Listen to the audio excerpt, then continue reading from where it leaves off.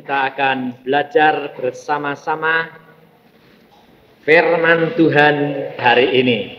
Saya pulang dari sini terus tele orang sakit, berdoa, kemudian makan, istirahat, dari 1:30 sembahyang, terus jam 3:30 Tuhan berbicara. Apa yang dibicarakan Tuhan, saudara? Saya sendiri sampai kaget. Tentang tongkat Harun. Loh, ada apa Tuhan? Anak-anakku yang datang nanti itu pada ribut semuanya. Tidak ada persatuan sama sekali.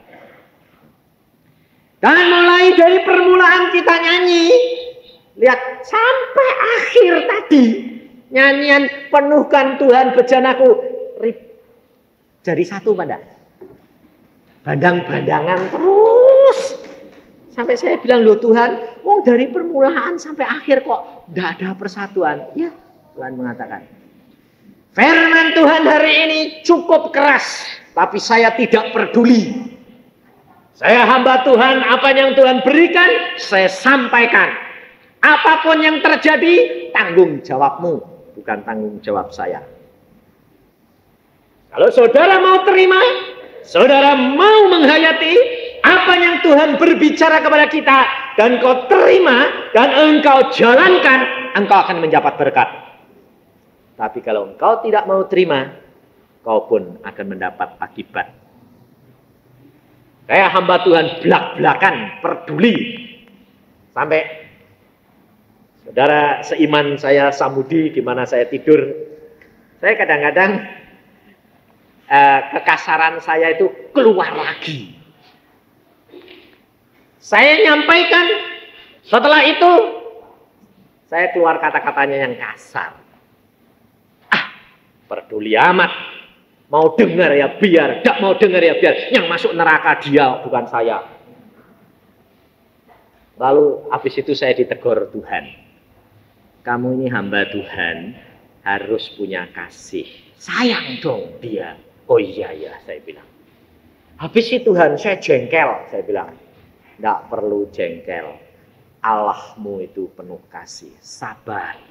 Sekali dia tidak mau, 2 kali, 3 kali. Bukankah Tuhan mengatakan ampuni 70 kali 7? Ini saudara. Jikalau saudara-saudara menyanyi, jikalau saudara-saudara mengimani, jikalau saudara mengatakan bahwa Allah besertamu, tidak ada anak-anak Tuhan yang penuh dengan tangisan dan air mata. Sebab Yesus itu sudah menyediakan kita dari mulai kemenangan sampai kepada kemenangan. Tetapi kita selalu kalah menghadapi masalah dan problema. Masalahnya orang hidup di dalam dunia itu cuma 3 perkara loh saudara. Ekonomi, kesehatan, dan masalah problema hidup rumah tangga. Udah hanya itu, tidak ada lain. Hanya 3 soal yang selalu membuat orang Kristen hidup tertekan. Hidup penuh dengan ketakutan, hidup penuh dengan kekhawatiran, hidup penuh dengan kebimbangan. Padahal Tuhan Yesus sudah menjanjikan, Alkitab sudah berjanji bahwa dia akan menyertai engkau sampai akhir zaman. Kau tidak akan ditinggalkan piatu.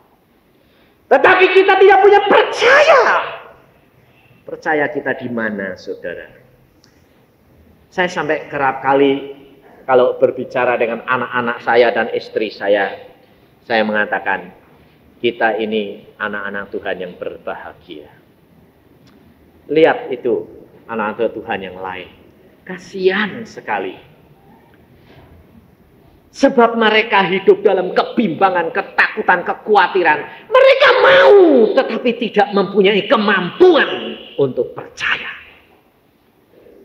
Dan Tuhan Yesus sudah pesan, saudara. Apakah nanti jikalau anak manusia datang kembali mendapati iman di dalam dunia ini? Jikalau waktunya tidak disingkatkan, tidak ada orang yang selamat.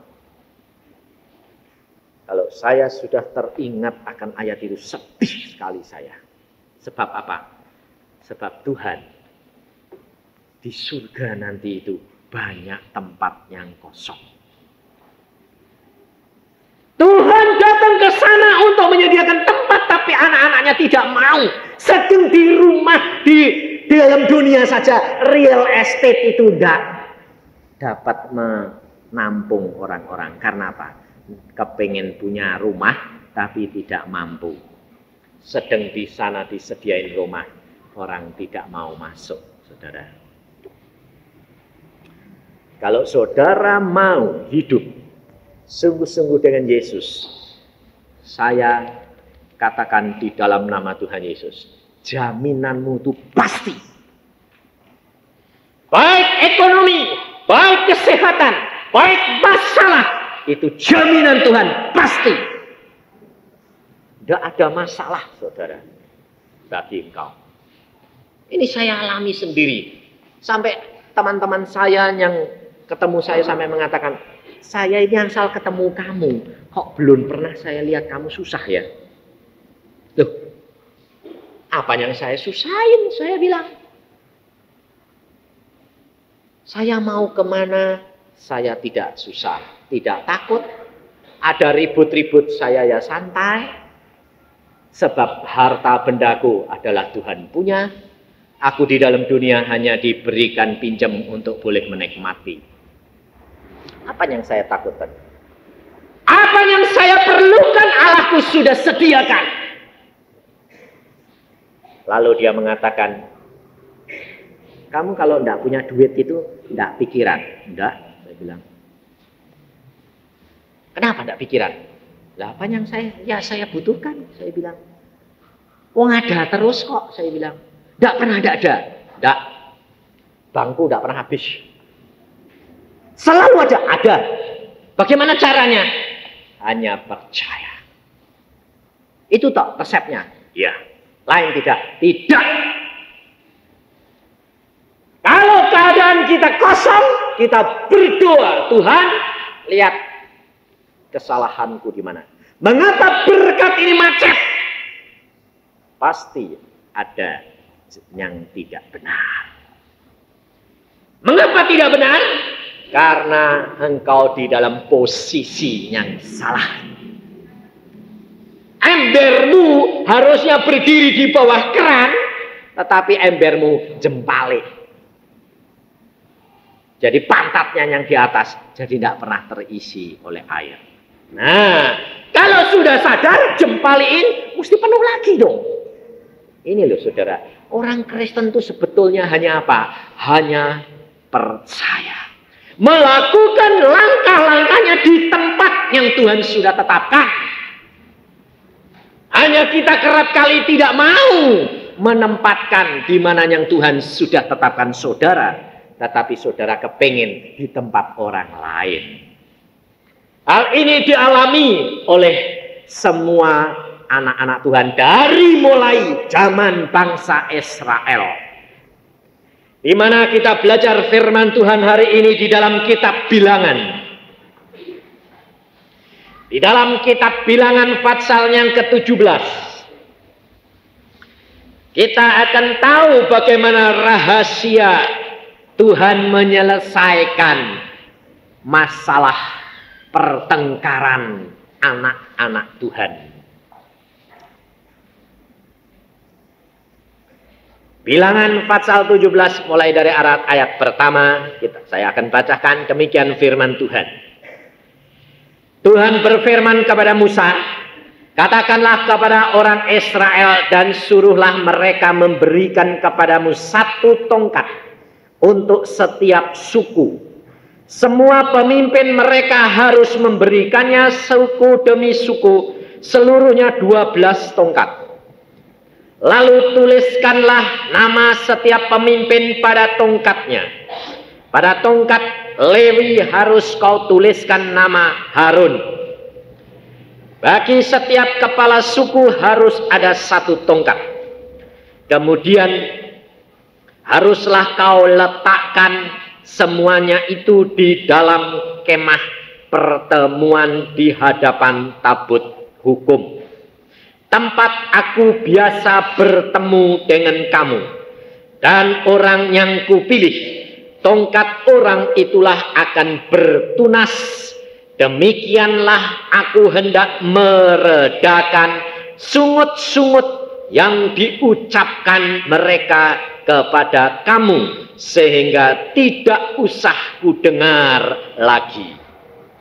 Setelah Musa berbicara kepada orang Israel, maka semua pemimpin mereka memberikan kepadanya satu tongkat dari setiap pemimpin, menurut suku-suku mereka.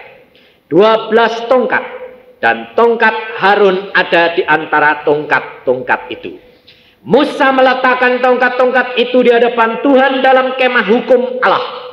Ketika Musa keesokan harinya masuk ke dalam kemah hukum itu, maka tampaklah tongkat Harun dari keturunan Lewi telah bertunas, mengeluarkan kuntum, mengembangkan bunga, dan berbuahkan buah badam. Kemudian Musa membawa semua tongkat itu keluar dari hadapan Tuhan kepada seluruh orang Israel. Mereka melihatnya lalu mengambil tongkatnya masing-masing. Tuhan berfirman kepada Musa, kembalikanlah tongkat Harun ke hadapan tabut hukum untuk disimpan menjadi tanda bagi orang-orang durhaka, sehingga engkau mengakhiri sungut-sungut mereka dan tidak kudengar lagi, supaya mereka jangan mati. Dan Musa berbuat demikian seperti yang diperintahkan Tuhan kepadanya. Demikianlah diperbuatnya. Tetapi orang Israel berkata kepada Musa, sesungguhnya kami akan mati, kami akan binasa, kami semuanya akan binasa. Siapapun juga yang mendekat ke kemah suci Tuhan, niscayalah ia akan mati. Haruskah kami habis binasa? Mari kita berdoa. Tuhan, apa yang menjadi pesan-Mu dengan keras hamba-Mu sampaikan kepada anak-anak-Mu hari ini? Hamba percaya bahwa anak-anak-Mu yang hadir hari ini itu mempunyai telinga yang mendengar, mempunyai hati yang mau menerima, mempunyai pikiran yang terang, di mana Engkau kuasai supaya dapat menangkap apa yang menjadi kehendak-Mu dalam firman Tuhan yang keras hari ini. Tetapi firman-Mu ini menjadi obat bagi mereka untuk menuju kepada kemenangan, kemuliaan bagi nama-Mu, persatuan kembali dan bukan perpecahan. Terima kasih Tuhan, dan kami mohon di dalam nama Tuhan Yesus, kami ikat segala kuasa gelap, jangan turut ambil bagian dan berbisik-bisik. Hanya Tuhan Roh Kudus sendiri yang berbicara dalam perkara ini. Terima kasih Tuhan. Dalam nama Tuhan Yesus kami mengucap syukur. Amin. Saudara-saudara yang kasih dalam Tuhan, mengapa Tuhan Yesus berpesan khusus hari ini perkara tongkat Harun? Karena bangsa Israel mulai terjadi perpecahan. Karena rumah tangga anak-anak Tuhan pada hari ini terjadi perpecahan. Karena di dalam gereja ini terjadi perpecahan. Saya tidak tahu apa yang terjadi karena saya tidak berbicara dengan pendeta Lo, dengan majelis yang lain. Tetapi tadi siang Tuhan berbicara jelas bahwa di dalam kandang ini itu terjadi saling membenarkan dirinya sendiri. Di dalam rumah tangga, tiap-tiap rumah tangga membenarkan dirinya sendiri, sehingga anak-anak dan anggota-anggota jemaat semuanya berteriak kepada Tuhan. Mereka menderita. Musa dia ditentang, Harun dia ditentang oleh pemimpin-pemimpin dari 12 suku bangsa. Mereka mengatakan, bukan hanya engkau yang dipilih Tuhan, engkau tidak mampu. Mengapa Harun ditentang oleh Abiram dan pemimpin-pemimpin yang lain. Kalau saudara baca Bilangan pasal 16 ayat yang pertama, di situ jelas mereka berkata bahwa mereka bukan suatu pimpinan yang baik. Ayat yang ketiga, maka mereka berkumpul mengurumuni Musa dan Harun serta berkata kepada keduanya, sekarang cukuplah itu. Segenap umat itu adalah orang-orang kudus dan Tuhan ada di tengah-tengah mereka. Mengapakah kamu meninggi-ninggikan diri di atas jemaah Tuhan? Mereka tidak percaya lagi atas pimpinan Musa dan Harun. Mengapa, saudara? Karena mereka melihat kelemahan-kelemahan daripada Musa dan Harun. Karena mereka melihat apa yang terjadi di dalam kehidupan Musa. Ternyata Musa seorang yang dihargai oleh mereka. Dianggap suci, dianggap kudus, tetapi kawin lagi. Mereka kecewa melihat yang dilakukan oleh Musa. Dan mereka melihat apa yang terjadi dengan Harun. Harun yang diangkat menjadi imam, menjadi orang yang kudus, menjadi orang yang boleh menghampiri Allah, tetapi ternyata tidak punya ketegasan. Harun pada waktu Musa di atas gunung Sinai, di mana Allah berfirman dan 40 hari 40 malam tidak turun-turun, bangsa Israel menemui Harun. Bikinkan sekarang anak lembu emas untuk kami sembah menjadi Allah kami. Harun tidak bisa menolak. Dituruti. Harun tidak mempunyai ketegasan. Sehingga bangsa-bangsa pemimpin-pemimpin yang tegas, pemimpin-pemimpin yang militan, pemimpin-pemimpin yang punya brains, yang punya otak yang kreatif, yang maju, didorong oleh kehendak dan ambisius yang tinggi, tidak puas melihat Harun dan Musa. Lalu mereka mengumpulkan semua pemimpin-pemimpin. Mereka mengatakan, sekarang cukup, jangan meninggikan diri lagi. Lalu mereka mau mengambil alih pimpinan. Apa akibat daripada pertentangan? Bukan berkat, tetapi kehancuran. Sebab Tuhan yang menetapkan pimpinan, Tuhan yang menetapkan kepala keluarga, Tuhan yang menetapkan kedudukan, bukan kita. Harun memang tidak tegas, orangnya tidak mempunyai ketegasan, tetapi Allah sudah menetapkan dia. Maka engkau harus turut, kalau tidak akibatnya binasa. Engkau punya kepala keluarga memang tidak tegas. Kerap kali istri-istri bilang apa? Orang laki kok tidak punya ketegasan. Coba kalau ibu-ibu ini, ibu rumah tangga ini, nonah-nonah muda, ya, kadang-kadang kita itu sudah punya bawaan, temperamennya itu sudah pinter mimpin. Resikonya nonik-nonik muda itu kalau sudah biasa mimpin, punya temperamen suka mimpin, paling berat karena itu kelemahannya nanti kalau jadi ibu rumah tangga. Sebab dia pasti tidak bisa dapat suami yang suka mimpin. Dia dapatnya mesti suami yang dipimpin. Enggak. Karena apa? Kalau sini lakinya jejakannya ini tukang mimpin, enggak cocok. Ribut terus. Jadi mesti dapatnya yang ya belum jadi pacarmu. Kalau sudah jadi pacarmu, aku kepala rumah tangga, tahu nggak? Turut. Lula kamu dulu waktu pacaran kok nurut? Dulu belum dapat. Sekarang tunjuk diri. Maka hati-hati. Belajar firman Tuhan. Kalau engkau sudah memilih dan kamu sudah berdoa bahwa itu jodohmu, hati-hati.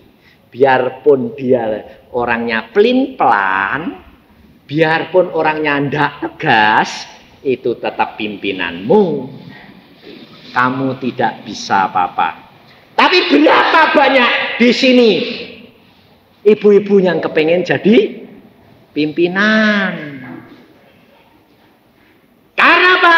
Karena merasa dia punya tongkat lebih bagus daripada tongkat suaminya. Betul enggak? Suamiku tongkatnya itu enggak tegas gitu kok. Kalau saya kan plak. Lihat itu. Ngambil keputusan gini saja kok. Mau kerja ini, mau kerja ini. Sebulan kok enggak barbar. Mbok ya pilih ini atau ini. Gitu. Ngomel terus. Tapi nyatanya enggak jadi berkat. Jadi malah petaka, saudara. Engkau harus bijaksana. Tapi ini kenyataan anak-anak Tuhan. Kalau anak-anak Tuhan yang bijaksana menempatkan dirinya diberkati Tuhan luar biasa. Ini pengalaman di mana saya melihat pelayanan-pelayanan. Seorang istri tegas, keras. Ya. Dapat suaminya apa? Lemah lembut. Saya lihat kaget ya kan. Woi, pacarmu mana? Itu. Lah kok pacarmu kok orangnya ketawa terus? Ya. Baik. Loh, kamu sudah sadar kalau dia baiknya itu sementara? Enggak kok, saya sudah tahu. Dia tetap suamiku. Bagaimanapun lemah lembutnya, dia ngalah kok. Artinya baik, luar biasa. Kalau saya bilang A, ya. B, ya. Tapi di balik itu hatinya keras loh. Saya tahu. Kerasnya luar biasa. Kalau dia sudah mengatakan ini, harus diturut. Tapi istri ini bijaksana. Dia anak Tuhan yang baik. Dia kedudukannya lebih tinggi daripada suaminya. Bayangin, suaminya, istrinya seorang sarjana, suaminya enggak. Cari duit,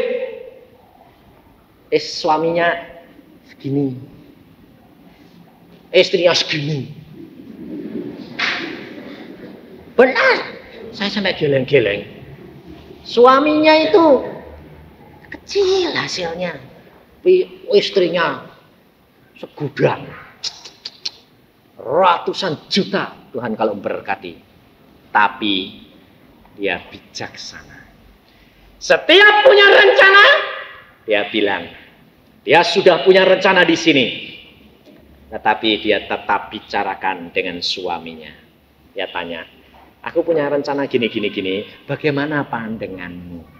Bagaimana pendapatmu? Suaminya bilang, kalau gini ya gini, kalau gini gini. Nah, tapi kamu kan suamiku, tolong putusin dong yang mana yang baik. Suaminya jadi begini. Lah kalau kamu bagaimana? Kalau saya ya ini karena resikonya ini. Kalau saya ini, kalau ini resikonya ini. Oh ya sudah, saya percaya bahwa kamu yang lebih tahu. Suaminya merasa dihargai atau tidak? Suaminya merasa dihargai. Lalu dia bilang, oke, pilih ini, oke, amin. Jadi, berkat datang. Itu saudara. Tapi kerap kali kita apa? Mau jadi pimpinan. Kepengennya, gue tidak tahu apa-apa, sing ngurusi aku. Dan tidak membawa berkat. Kalau suamimu engkau turunkan, dan padahal dia sudah didudukkan oleh Tuhan, engkau akan menderita. Kau harus belajar bijaksana. Mengapa Tuhan mengajar kepada kita sekalian bahwa tongkat-tongkat ini harus dikumpulkan?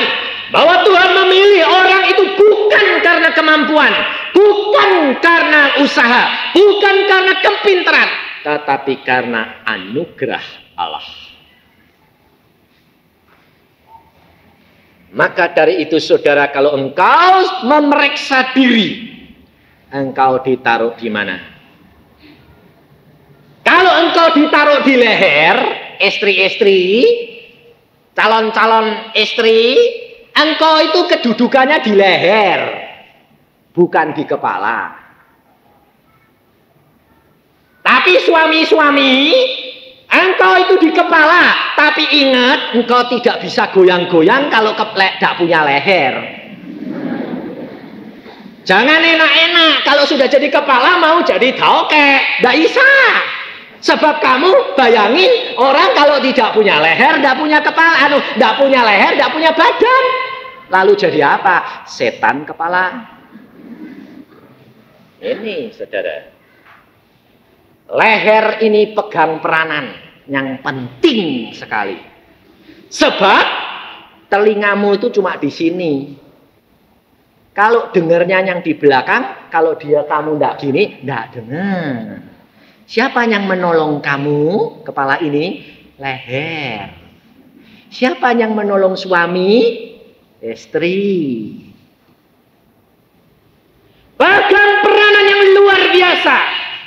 Kalau engkau mendudukkan kedudukanmu di dalam porsi yang Tuhan kehendaki.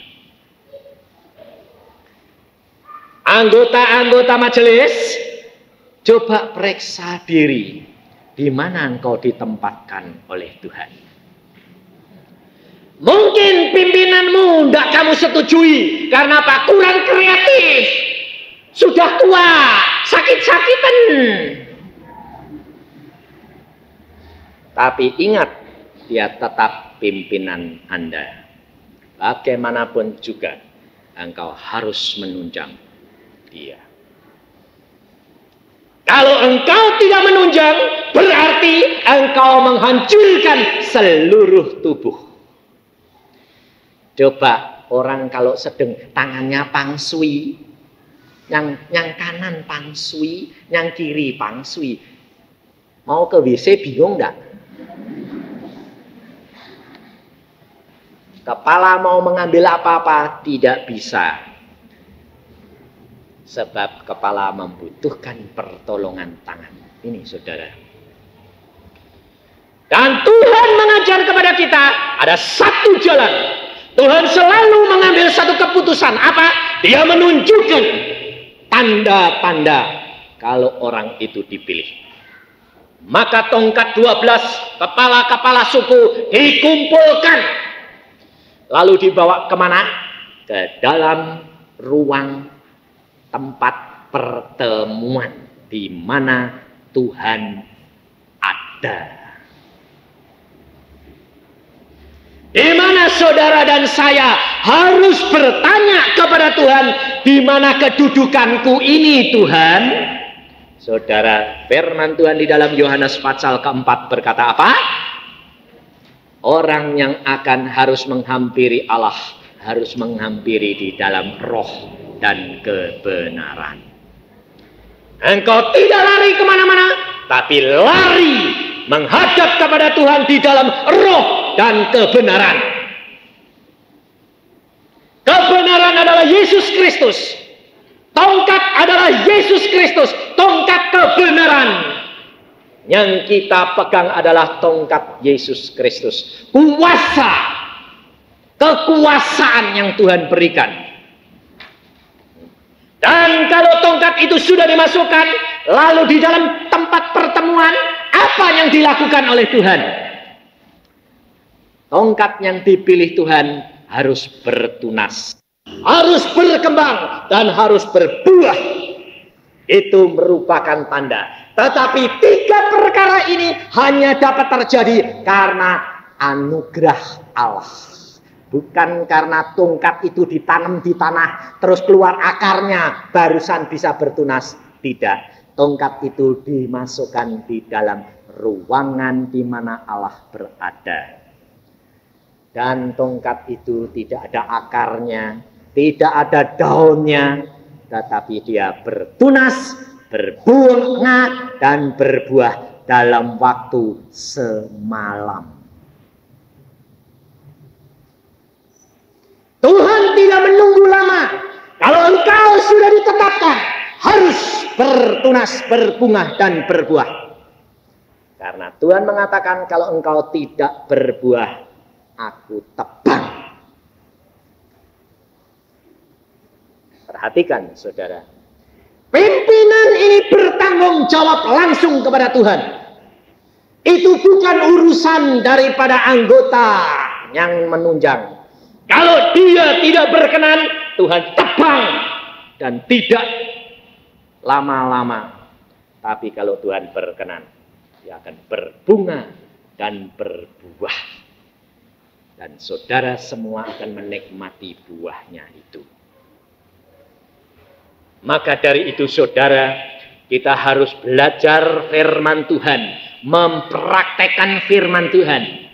Kalau engkau berkata bahwa engkau sudah tahu kedudukanmu, engkau lakukan sebaik-baiknya, engkau akan melihat mujizat. Betul. Pada waktu saya menjadi seorang dokter gigi, saya mengatakan sama Tuhan, Tuhan, kedudukanku sekarang menjadi dokter gigi, belum jadi hambamu, belum kau panggil, belum meninggalkan kedudukan kedokteran gigi ini, saya tempatin. Tapi saya akan melakukan bersama dengan engkau. Jadi kalau saya menerima pasien, itu selalu saya berdoa. Apa yang saya harus lakukan Tuhan? Jadi saya periksa giginya, ini harus gini, ini harus gini, harus gini. Bayangin saudara, bagaimana kalau kita punya pasien yang manjanya luar biasa. Paling manja siapa? Pragawati, stewardess. Saya punya pasien satu, lembut luar biasa. Gadis, tapi lembut luar biasa. Saking lembutnya mudah semaput. Lah dia itu datang-datang begini. Selamat sore dokter. Halus luar biasa. Saya bilang, aduh halusnya saya pikir. Dokter, saya mau periksa gigi, cabut gigi. Tapi dokter saya bilang terus terang. Belum pernah ada dokter yang sanggup nyabut gigi saya. Kaget toh saya. Kenapa? Nggak tahu. Sebab saya kalau lihat jarum suntik semaput. Lola minta dijabut, tapi kalau lihat jarum suntik semaput. Lah kapan bisa jabut Lah saya itu kan jadi bingung toh. Lah saya tanya, lah kamu pergi ke dokter gigi ini yang keberapa? Ya ganti toh ya. Lalu dia bilang, sudah saya jelajahi semua. Tapi saya dengar dokter bisa. Wah, saya langsung berdoa. Tuhan, ngadepi orang begini ini bagaimana sih Tuhan? Nah, coba, logikanya bagaimana coba? Lihat jarum suntik. Lah kita ndak malah mau nyuntik, malah nulungi DNA semaput supaya bangun. Nah kan bingung toh. Lah susternya malah cekikian. Saya bilang, pikirnya kapok kowe untuk pasien sing unik. Tapi saya ndak pusing. Saya punya Tuhan. Saya berdoa, Tuhan bagaimana ngadepi orang begini? Gampang saja. Kowe harus bijaksana. Duh, bijaksana bagaimana Tuhan? Jak ngobrol. Ah, ngerti ya maksud Tuhan? Oh ya, ayo duduk. Saya periksa. Ya, ini bukan jarum suntik loh ya. Ini kaca mulut. Ini buat korek-korek. Oh ya, ya. Buka mulutmu. Periksa, kuatokin satu. Yang enggak sakit. Saya tahu. Oh, yang gigi, yang ini mau dicabut. Sudah tahu saya. Lubangnya gede, sudah mau dicabut yang ini. Tapi enggak saya ketok-ketok. Yang saya ketok yang enggak sakit. Kuatoki keras, tokok. Sakit enggak toh? Enggak sakit toh? Enggak. Sedang saya ketok. Susternya saya bilang. Jadi dia mangat terus. Iya enggak sakit kok. Enggak apa-apa ya toh. Iya. Dia mah enggak sakit, cetok sakit, enggak sakit. Ayah. Tak cetok satu, tak cetok yang keras, tak gitu, barusan dia bilang, enggak apa-apa. Akot. Sudah selesai. Nah, sudah selesai Pak. Suntik. Hah? Jangan semaput, enggak sakit. Oh ya enggak. Saudara tahu? Sudah baal, enggak sakit toh? Oh enggak sakit ya? Iya, enggak apa-apa. Cabut cetil, gampang. Tapi bayarnya 2 kali. Ya. Dia bilang apa? 3 kali ya mau dokter. Wong enak enggak sakit. Iya, lain kali balik meneh ya toh. Nah, ini loh saudara, hikmat dan kebijaksanaan ini penting. Dan pada waktu saya mengalami kasus yang susah, saudara tahu apa yang saya minta? Tuhan, ini operasi ini mesti putus sarafnya, mesti putus.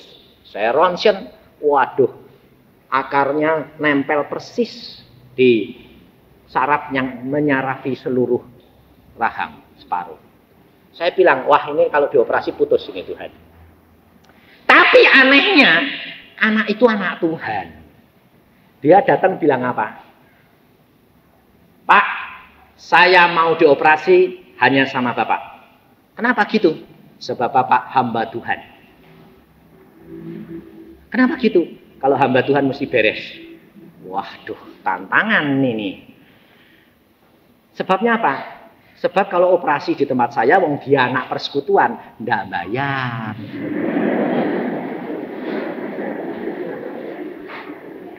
Tapi saya nggak peduli. Memang kalau anak persekutuan nggak usah bayar, saya bilang. Anak Tuhan kenal, nggak bayar. Tapi saya lihat, wah gigimu ini kasusnya payah. Kenapa? Kalau dioperasi putus separuh. Jadi ini tebel terus. Sebelah rahang. Bayangin. Nggak merot, nggak. Cuma baal terus diapa-apain, dijiwiti nggak kroso. Hah? Dia bilang bingung, dia masih gadis. Bingung toh. Nah, nanti kalau dicium suaminya enggak kerasa piye. Loh, itu lalu enggak terasa sama sekali. Enggak. Ngomongnya apa? Dia bilang gini. Tapi Pak dokter kan hamba Tuhan. Tuhan mengatakan segala perkara bisa terjadi. Bayangin gue. Pada saat itu madeg saya. Ya, kalau putus, Tuhan sanggup nyambung. Coba ditantang. Lalu saya berdoa, Tuhan, aku ini dicepet ke ini Tuhan. Jadi dokter, jadi hamba Tuhan, ditantang. Biasa khotbah, segala perkara bagi Tuhan bisa terjadi. Sekarang dihadapi gitu, mulai deg-degan. Saya bilang, piye ini Tuhan? Waduh, Tuhan itu Tuhan yang luar biasa.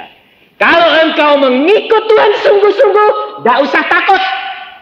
Pada waktu saya berdoa, Tuhan bicara dalam hati saya. Kalau engkau percaya, tetap aku penuhkan janjiku. Saya bilang, amin. Kalau engkau percaya, tak operasi. Nah ya, tapi bisa nyambung, bisa. Berapa hari? Saya doa, berapa hari Tuhan? Seminggu. Seminggu. Betul? Betul. Operasi pedot. Besok balik Baal terus. Wah, hari ketiga Baal terus. Hari keempat Baal terus. Saya bilang, Tuhan, engkau bilang seminggu. Saya bilang, seminggu. Hari ke-7 nyambung. Betul, saudara. Ini loh, saudara. Dan saya tidak mengalami cuma sekali. 3 pasien, yang satu 2 tahun. Yang satu 3 bulan. Yang sekarang jadi istrinya pendeta di Welaan. Gadis juga. Saya bilang, putus kalau dioperasi. Tapi bisa nyambung? Saya berdoa, Tuhan bisa nyambung enggak? Bisa. Berapa lama? Berapa Tuhan? 1 bulan. 3 bulan. 3 bulan. 3 bulan kurang sehari belum nyambung. Saudara tahu. Tetap baal. Tapi hari persis 3 bulan nyambung. Bangun pagi-pagi sembuh total. Ini loh saudara. Kalau engkau jadi profesi sebagai seorang ibu, kamu harus minta mujizat dan berjalan dengan Tuhan secara seorang ibu. Bagaimana menghadapi anakmu sakit, bagaimana menghadapi suamimu sakit, bagaimana menghadapi tingkah laku suamimu, engkau hadapi dengan kuasa Allah. Kalau engkau tindak sebagai seorang anak, bertindak sebagai seorang anak.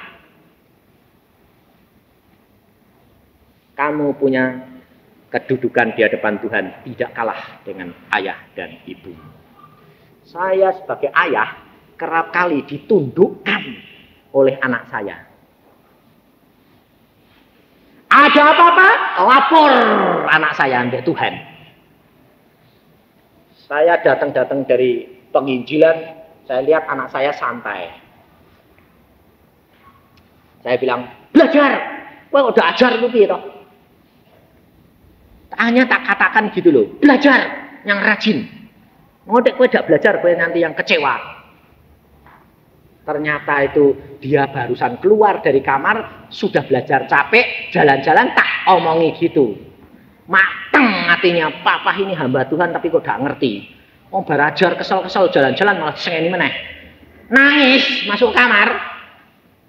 Nangis dia bilang, Tuhan, papaku itu kok gak tahu aku sih Tuhan. Kan dia hambamu toh. Ya engkau kasih tahu Tuhan. Saudara tahu pagi-pagi bangun melentung. Saya jadi gondongan. Saya bangun tidur jam 5. Tuhan ini kok melentung sakit. Saya bilang, saya besok itu khotbah loh Tuhan. Nanti dia melentung kan lucu. Lalu Tuhan mengatakan periksa diri. Aku salah apa sih Tuhan? Diam. Tuhan mengatakan, apa yang kamu katakan kepada anakmu kemarin? Oh, aku kan nyuruh dia belajar. Dia menangis karena kamu marahi dia. Luwung gitu aja kok dia nangis sih Tuhan. Sebab dia sudah rajin tetapi kamu tidak mau mengerti dia. Oh, salah saya. Ya sudah ampuni ya Tuhan. Ampuni. Itu harus iman, harus disertai dengan perbuatan. Oh jadi saya harus minta maaf be anakku Tuhan. Iya, bayangin. Saya datang, kamu kemarin lapor sama Tuhan ya? Iya. Terus gue bilang apa? Ya papa tak suruh ngasih tahu Tuhan. Nih lihat nih. Gue ndak sayang papa. Nggak kasihan ini melentung gini. Loh kenapa papa? Sakit. Nah terus Tuhan bilang, apa yang kamu omongkan kemarin? Oh Tuhan marah papa. Ya ayo wis tak jaluk ke ampun. Ayo minta ampun. Saya berdoa, Tuhan ampuni papa. Ampuni saya sudah minta ampun loh Tuhan sama anak saya. Tuhan mengatakan, sudah beres. Mana ada gondongan cuma sedino. Sore-sore kempes. Saya bilang, wah puji Tuhan kempes. Tidak itu besok saya khotbah piye melentung geni. Saudara tahu, kedudukanmu di hadapan Tuhan tidak lebih rendah. Allah menilik hati dan penurutan yang setia. Asal kamu tahu kedudukanmu di mana yang Tuhan tempatkan, maka Allahmu akan bertindak untuk membela engkau dan berkat akan melimpah. Dan ingat, di dalam rumah tanggamu, kalau suami mendudukan dirinya menjadi kepala dan istri menjadi leher, anak-anak menjadi pembantu, maka keluargamu akan diberkati Tuhan luar biasa. Sebab kalau suami tidak beres, istrinya yang beresin. Suaminya tidak mau nengok ke sana, lehernya bisa berdoa, dipaksa nengok. Kalau bapak ibunya tidak beres, anak-anaknya berdoa, pasti Tuhan bereskan. Tidak ada masalah yang terlalu sulit bagi Tuhan. Semuanya mudah diatasi, asalkan tiap-tiap rumah tangga menempatkan diri di posisi yang Tuhan kehendaki. Anak-anak saya itu kalau ibunya jengkel sama pembantunya, ibu-ibu biasa toh, kalau sudah bangun tidurnya tadi malam tidak nyenyak, bangun itu ada saja matanya. Kalau tidak lihat manci kotor, kalau tidak lihat makanannya belum beres, kalau tidak lihat pembantunya jatuhin ini, nyapu tidak beres, tempatnya yang tidak baik, ribut. Sudah mulai ngomel, teng-neng. Kalau saya sudah mulai dengar, kalau saya di rumah, saya masuk kamar, saya sembahyang, tak tengkingi, dalam nama Tuhan Yesus, roh tidak puas pergi. Dalam nama Tuhan Yesus, roh kritik pergi. Tapi kalau saya tidak ada, saya tanya anak saya, Mama marah-marah? Enggak. Kenapa? Tengkingi terus. Pokoknya kalau mama kita datang sudah mama tidak enak, kita sembahyang. Usir Tuhan. Nah, nanti Tuhan itu ngajarnya ibunya bagaimana? Gampang. Habis marah, rasanya digerakkan masuk kamar. Masuk kamar, lihat anaknya sembahyang. Hatinya lumer. Tuhan berbicara. Lebih untung berdoa daripada marah-marah. Saya kalau sudah mulai nyoper dan kalau pergi sama anak-anak sama istri saya nyoper mulai tidak sabar, anak-anak sudah tahu, papa hatinya risau, papa hatinya jengkel. Tapi saya kalau nyoper sudah hatinya tidak tenang, set. Bayangin, di Cadas Pangeran itu antara Sumedang Bandung, saudara tahu? Itu jalanannya tidak bisa diselip-selip, tidak bisa. Sebabnya apa?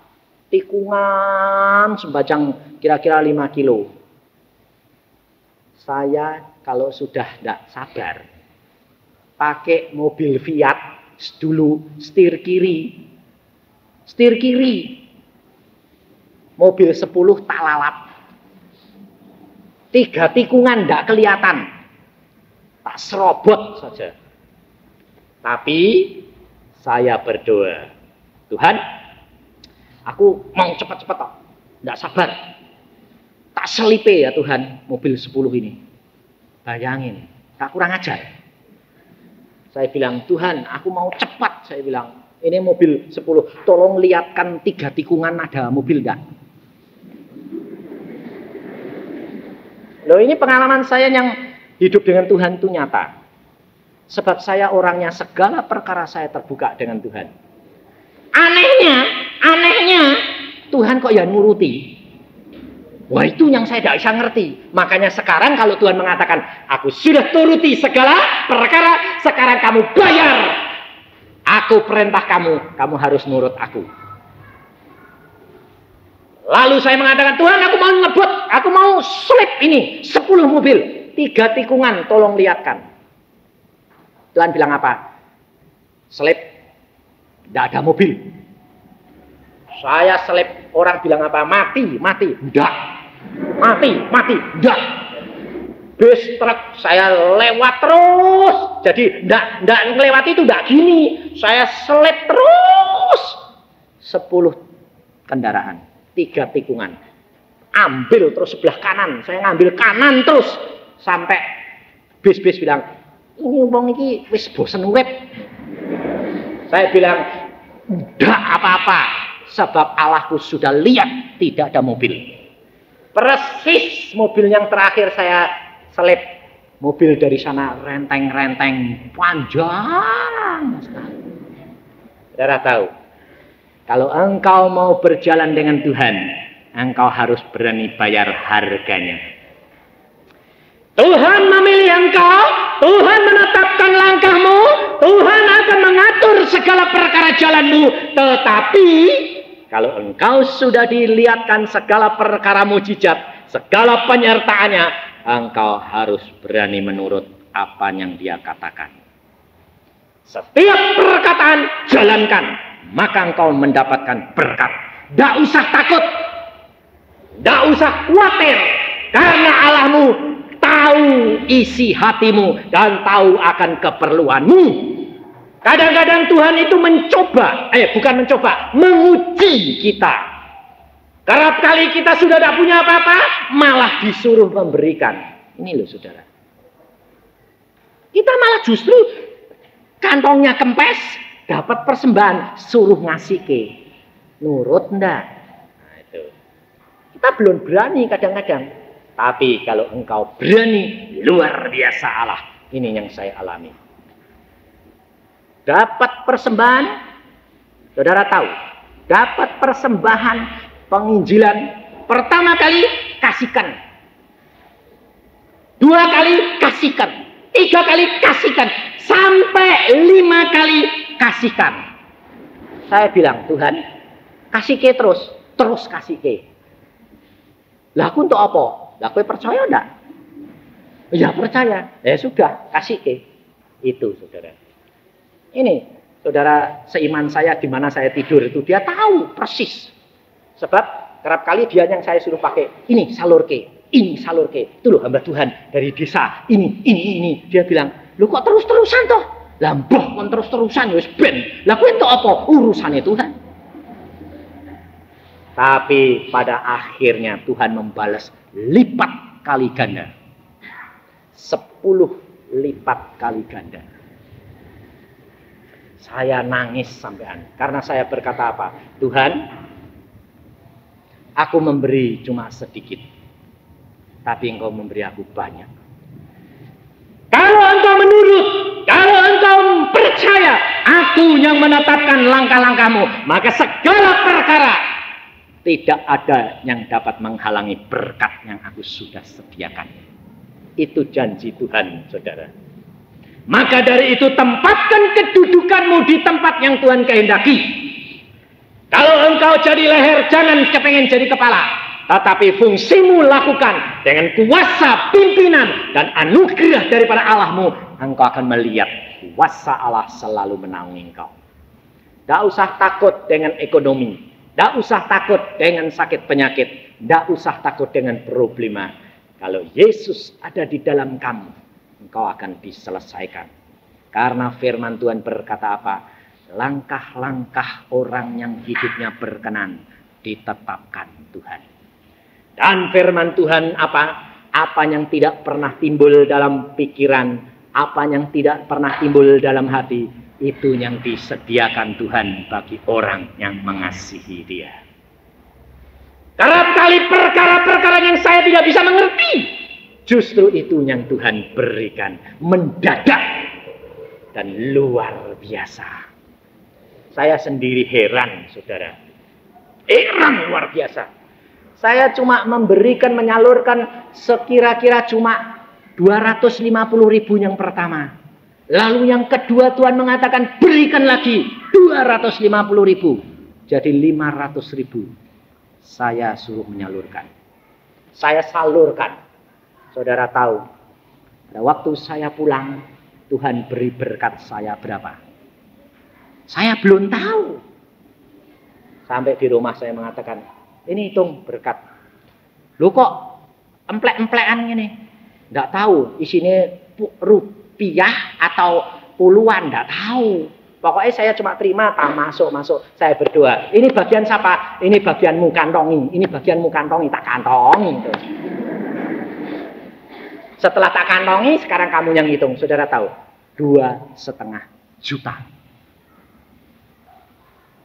Masuk akal enggak? Enggak masuk akal. Sampai saya melongok. 2,5 juta. Sayang. Maka dulu pada waktu saya khotbah di sini saya mengatakan, saya akan berangkat ke Australia. Saudara kira saya sudah punya duit? Belum. Saya mengatakan, aku sudah sediakan. Saya cuma minta 6 juta. Saudara tahu saya diberi Tuhan berapa? 8 juta. Tuhan mengatakan, tidak cukup 6 juta. 8 juta aku kasih. Saudara tahu. Kalau engkau menurut, Allahmu lebih menghitung kebutuhanmu. 1 bulan saya istirahat di sana. Tuhan mengatakan, istirahat, tidak usah melayani. Pakai hidup dengan anak-anakmu dan bersukacita di dalam aku. 8 juta, saudara tahu. Pada waktu pulang, Tuhan mengatakan, sekarang anakmu kirim ke Holland. Yang benar dong Tuhan, duitnya sudah habis kok. Aku sudah sediakan. Dari mana? Nanti aku kirim. Ya sudah, kalau engkau suruh ya aku berangkat. Pada waktu kita mau berangkat, tiket sudah ada. Tuhan kirim. Sekaligus amplop datang berapa? 3 juta. Orang kerap kali dia bilang apa? Aku tidak bisa mengerti cara hidupmu. Jalan-jalan ke Australia sebulan, datang 2 minggu, terbang ke Holland. Saya bilang, aku hamba Tuhan, diperintah saya turut. Anakmu mana? Sekolah di sana. Sekolah di sana? Iya. Sudah diterima? Sudah. Allah atur segala perkara luar biasa. Padahal bahasa Belanda tidak bisa apa-apa. Tapi Tuhan sediakan segala-galanya. Saudara tahu, kita tidak punya family di negeri Belanda. Kita tidak punya kenalan yang baik. Tidak punya. Tapi Tuhan sudah gerakkan hati-hati mereka untuk menampung anak saya dan memberikan tempat, bahkan sekolah dan biaya. Saya pada waktu pulang, saya mengatakan, Tuhan, uangnya sudah tak tinggal ke anak-anak kabeh loh Tuhan. Anak dan istriku bagaimana Tuhan? Aku sudah peliharakan dia. Saya datang kebutuhan banyak. TV jebol. Tomboknya 500. Saya bilang, berapa? 500. Nomor mobil habis. 2 nomor 300. Butuhnya sudah 800. Uang 1 sen tidak ada.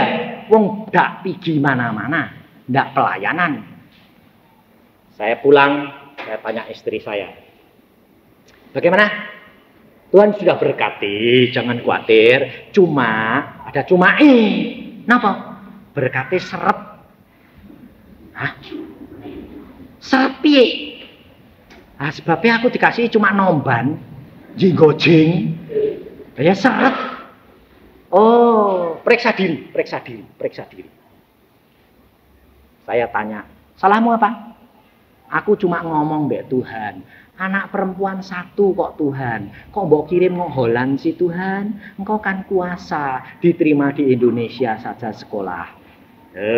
Nyalain Tuhan? Saya bilang, lah aku ndak nyalain. Cuma nggerutu Siti. Berkat terhambat. Semua tertutup. Lalu malam itu saya katakan, berdoa, minta ampun sama Tuhan. Ya, yuk. Tuhan, aku sudah minta ampun. Ternyata engkau buka jalan semuanya. Oke, pagi-pagi saya berdoa bagaimana? Tuhan, istriku sudah beres, anak-anakku beres. Aku memuji engkau. Engkau sudah sediakan segala-galanya. Baru begitu amplop datang. Gak tahu kalau saya sudah di Bandung. Dibuka istri saya. Loh, kowe datang berkatnya kok datang. Berapa? Nopek. 200.000. Saya bilang, oh puji Tuhan. Lusa datang lagi. Berapa? Setio. Datang dewek. Bukan dari orang yang saya layani. Saudara tahu, kita harus punya prinsip. Selalu melayani. Karena Yesus berkata, aku datang untuk melayani, bukan untuk dilayani. Amin. Mari kita berdoa.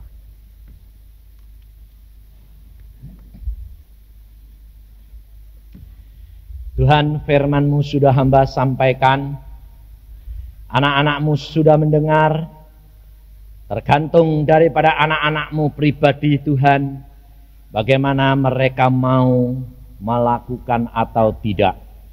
Tetapi apabila anak-anakmu di tempat ini dia sadar bahwa dia kurang mengampuni, kurang mengasihi, dan kurang bermurah hati, engkau sendiri yang akan mengubahkan. Apabila anak-anakmu melakukan firman-Mu, hamba minta di dalam nama Tuhan Yesus kemuliaan-Mu, nama-Mu dimuliakan di dalam pribadi demi pribadi, sehingga setiap orang akan datang mencari buah dan memuliakan Yesus. Terima kasih Bapak, hamba serahkan dalam tangan-Mu, dan Kau berkati anak-anak-Mu di tempat ini untuk menjadi kemuliaan bagi nama-Mu. Dalam nama Tuhan Yesus kami mengucap syukur semua perkara ini. Amin.